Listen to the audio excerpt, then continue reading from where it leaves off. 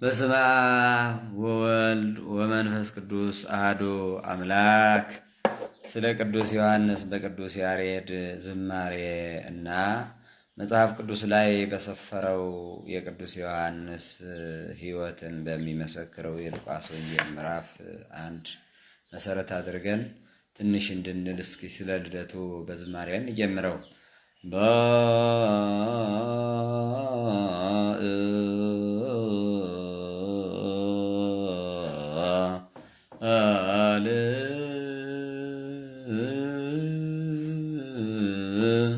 ልደቱ ለዮሐንስ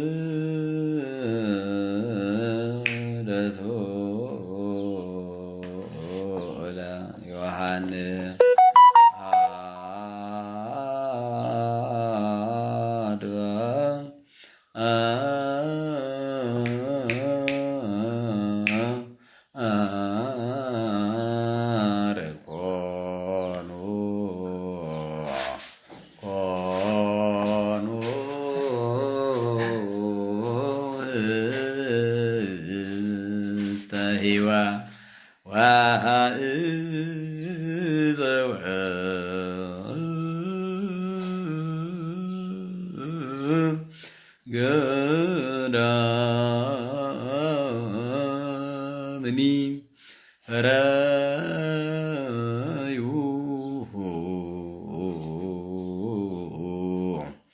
አስካለ ረከባ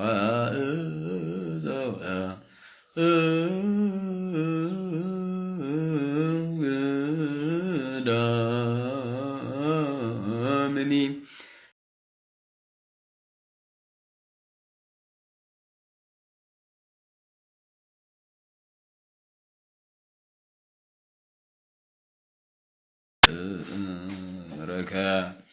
ዮሐንስ በመወለዱ ዛሬ በዚህ ዕለት አድባረ ኮኑ ህብስተ ሕይወት ጋራዎች ሸንተረሮች የሚበላ እንጀራ ሆኑ።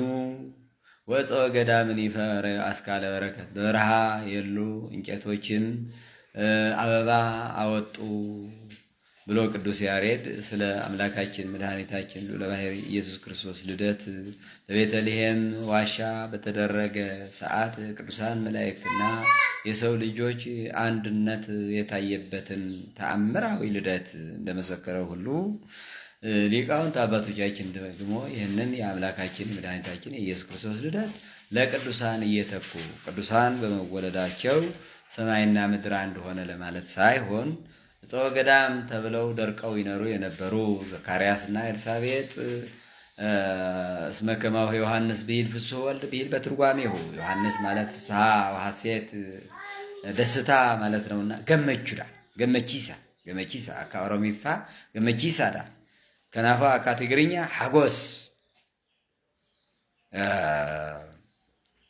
and also in English happy.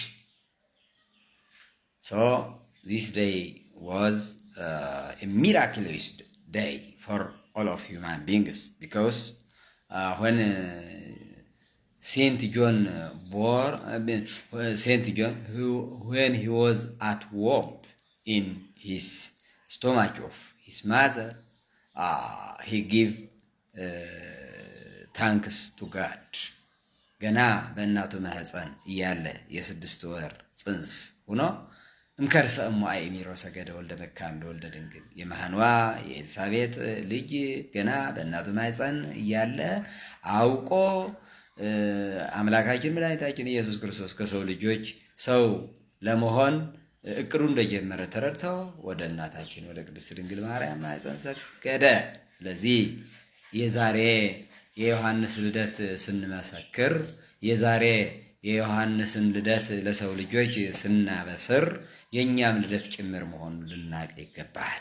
ለምን የተባለ እንደሆነ ነሱ ወእመኑ እስመ ቀርበት መንግሥተ ሰማያት ለ5500 ዘመን ያክል ከሰው ልጆች ርቃ የነበረችው መንግሥተ ሰማያት ለሰው ልጆች ትሰጥ ዘንድ ሰማያዊ አምላክ ሰው የሚሆንበት ሰዓት ደርሷልና ንስሐ ግቡ እመኑ።